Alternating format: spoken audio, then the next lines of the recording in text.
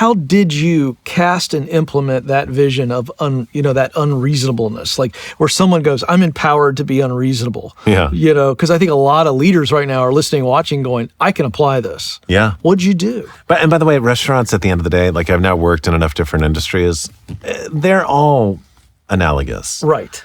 Right? In the restaurant industry, there's the kitchen who they think the dining room is lazy. The dining room thinks the kitchen Right. are filled with jerks, right? There's editors and producers and publishers. And like, Yes. if you look in your own business, you can identify who plays what role. That's right. I mean, when I got back to the restaurant, I had 2 jobs, which I believe are the same 2 jobs every leader has every day they go into their business. One was to tell the team where we were going. We're going to be number 1. It's going to take us years. We're going to get there through unreasonable hospitality. People crave convicted leadership. They Yes. crave direction. That's absolutely right. 2 was to invite anyone who wanted to take a seat at the table with me such that we could collectively figure out how to get there. People crave a sense of ownership. Yes. And so if you can do both of those things, if you can say, hey, this is not designed by committee, we're going here. Right. But everyone has a voice in helping us figure out how we're going to get there. One of the biggest things that I try to make sure people understand is that service and hospitality are not the same thing. I think way too often they're conflated as being one and the same, and the extent to which an individual or an organization understands that they're different, that's the first step towards actually building a culture of hospitality. Service is the thing that you do. Right. In my world, it's getting the right plate of food to the right person within the right amount of time. Right. It's a part of the product. Yeah. Hospitality is how you make people feel Yes. when you're doing that thing. Now, one of the things I've found is people understand that intellectually, but they have a hard time understanding, well, if I do this, is this service or is it hospitality? And the best way to think through that distinction is what you just said. Does the gesture make the person receiving it feel seen as an individual or not? If they don't, it's just good service. If they do, that's hospitality. And when you commit to making people feel seen, you're recognizing Yeah. that the greatest success comes not through one-size-fits-all ideas, but one-size-fits-one ideas, Yes. where you're slowing down for long enough to actually engage with a human Right. being Right. and give them a genuine sense of connection Yeah. to you and to the brand that you represent. And when you do that, gosh, it's remarkable. I have to have you tell it. And if anybody follows you, they've heard the story. But for people who haven't heard it, it's worth, and if you've heard it, it's worth a retell. This is the principle of the street dog. Oh, yeah.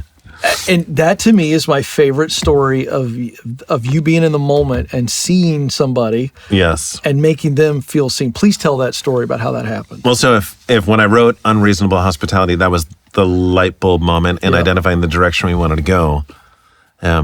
Sometimes you write something down and you actually don't know what it means yet. Right.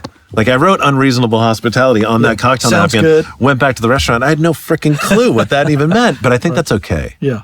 I think sometimes we can spend so much time trying to perfectly articulate a goal that we never start pursuing one. Yes. I believe in this strongly. If you feel a connection to a thought, you need to trust in the fact that as you pursue it, it will reveal itself to you along the way. That's really good. And so we started trying to unpack it, and we made a lot of progress. But then one day, I found myself in the dining room on a busier than normal lunch service helping out the team. By the way, there's a lesson there. If you end up at the top of the hierarchy and you're in a situation where you're making the choice to help the people that work for you, help them by doing the most menial task. Yeah. It's a great way to send a message that you're never going to ask them to do something you're not willing to do yourself. That's good. And so I was clearing appetizers, dirty plates from a table of you're 4. bussing tables. I was bussing I love tables. And they were foodies, Europeans on vacation to New York just to eat at restaurants. Yeah. In fact, this was their last meal. They were going straight to the airport to head back home afterwards. And while I was there, I overheard them talking about their trip. They'd been to all the best restaurants, Per Se, Daniel, Jean-Georges, insert French restaurant name here, Right. that had the time of their lives. But then one woman jumped in and said, yeah, but you know what we never got to have? We never had a New York City hot dog. And it was like one of those light bulb moments Yes. in a cartoon. Yeah. I went back into the kitchen, dropped off the plates, ran outside. There was a hot dog cart right in front of the restaurant. Fortunately, Thank God. That was New York. You're that was never gonna have a fortunate problem. for me. Plenty of other days, not just. Right. Bought a hot dog, ran back inside. Then came the hard part, convincing my fancy Swiss chef to serve it in our fancy restaurant. My favorite part of the story. But I convinced him to trust me. What was the first initial look and reaction when you literally show up in the kitchen with this street dog? I mean, he looked at me like I'd lost my mind. But we had this word, it's important to me, this phrase. Yeah. I think when you're lucky enough to work alongside like-minded people who are as passionate as you are about a destination, there's always tension. Yeah. Because you're going to disagree on the right way to get there. And so we had mechanisms to work through disagreements. And one of those was every once in a while you could play that card. I like that. This is important to me. Huh. And the other person just had to go along with it. And so we cut the hot dog up into 4 perfect pieces. And we put one on each plate, a little swish of ketchup, a swish of mustard, made it look super fancy, a little micro herb or something. And then before their final savory course, which was our signature honey lavender glazed Muscovy duck that had been dry aged for 2 weeks. Yes. I brought out what we in New York call a dirty water dog to their table. And I explained it. I said, hey, I overheard you before. Just want to make sure you don't go home with any culinary regrets. Here's that New York City hot dog. And they freaked out. Yeah. And here's the thing. I've worked in the best restaurants in America. I've served millions of dollars worth of food. Lobster, caviar, whatever, you name it.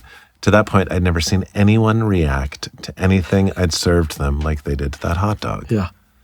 You know, athletes are always going to the tapes and they've had a bad game to see what they did wrong, try to make sure they don't repeat those mistakes. What none of us do often enough is go to the tapes when we've had a good game to see what we did well, to make sure we keep on doing that thing. And it was going to the tapes on that hot dog, to your point, a system to perpetuate a value system. Yes. That's when we were able to bring this philosophy to life on an ongoing basis. Yeah.